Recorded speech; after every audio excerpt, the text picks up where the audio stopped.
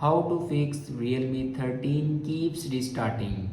So let's start the video. First of all, open settings.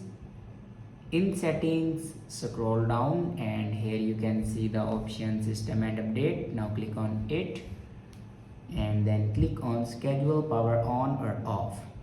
If you turn on these buttons, then turn it off. After turn off these buttons, then go back and click on software update, and here you can check your latest version will be updated or not. If it doesn't update to latest version, then update it to latest version.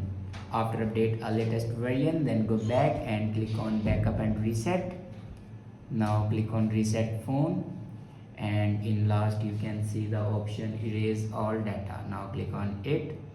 Now here enter your password to erase all data. Erase all data basically means factory data reset. It will remove all the data in your device like photos, videos, documents, everything will be removed in your device. After doing these steps, your problem will be fixed. I hope this video is helpful for you. Thanks for watching.